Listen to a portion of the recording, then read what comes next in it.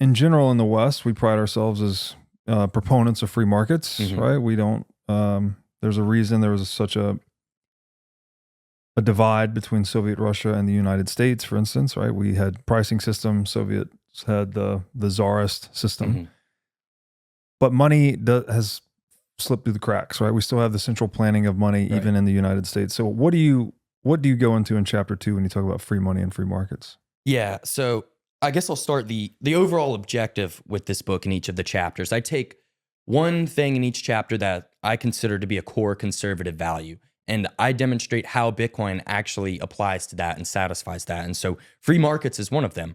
There's the common phrase, real socialism has never been tried. And I made a play on that. I said, real free markets have never been tried because we do have a central planner of the money supply. And conservatives would agree with any other industry. You don't want central planners. You don't want price controls, right? It causes shortages and surpluses and capital misallocation. And money is no different.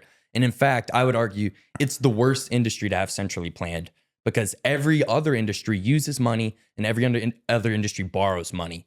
And so when you have manipulation and central planning at that base layer, it bleeds into every aspect of the economy. And we can go into some of those sort of forms of capital misallocation. One point I highlight in there is like the education system, right?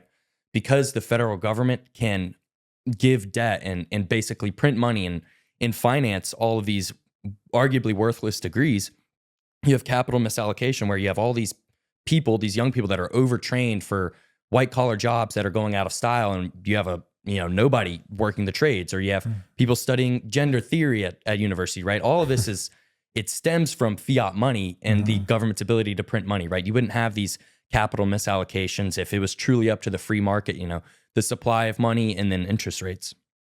Yeah, it's very true. And then the other thing that compounds that problem is a lot of the printed money goes to funding things like you brought up gender studies, right? So things like wokeism and these other nonsense academic pursuits, which here's like an example of that self-fulfilling prophecy is Keynesian economics itself, right? You're printing money to then fund Keynesian economics and implement it into all of the university curriculum.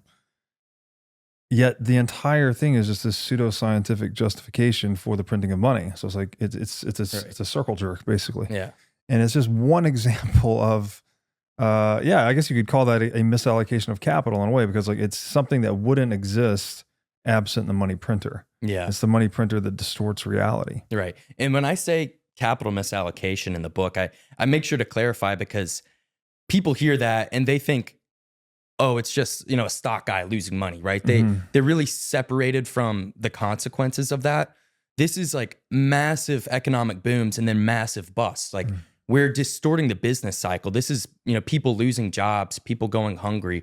This is like actual destruction of livelihood when the debt-based fiat system allows these massive booms and busts, right? Because typically businesses going under, and if we had true free markets in money, businesses going under would be a good thing because it signals to the world, hey, we don't want whatever it is you're producing, right? It is not of net value to society. But these sort of zombie companies, as they're called, they can only survive on cheap debt. They're able to service the interest because rates are so low, but they're not actually paying down the principal. They can live and exist for decades on end, and when they're actually a net negative to society.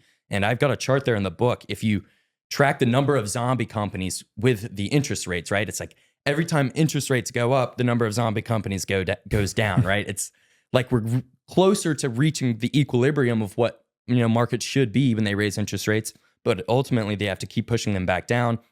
And you get these unprofitable, like net destructive businesses just prolonging into indefinitely. Yeah, the zombie businesses are such a problem.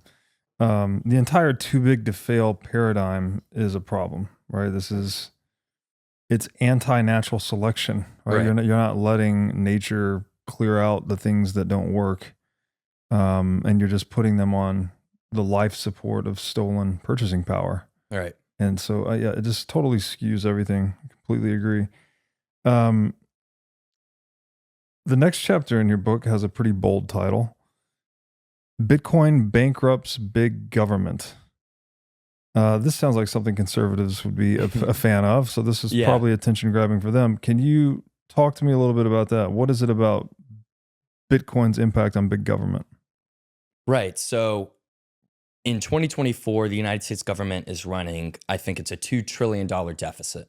So what does that mean? That means they are spending more money than they bring in through taxes. And the difference there, that 2 trillion is made up by printing money.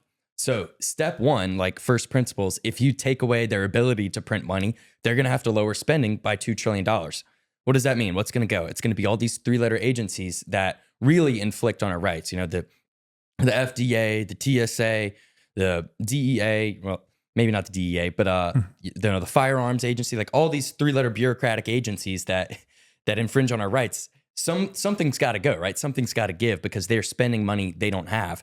And an analogy I use in the book to really appeal to conservatives is they understand financial boycotts. Like they've actually done a really good job.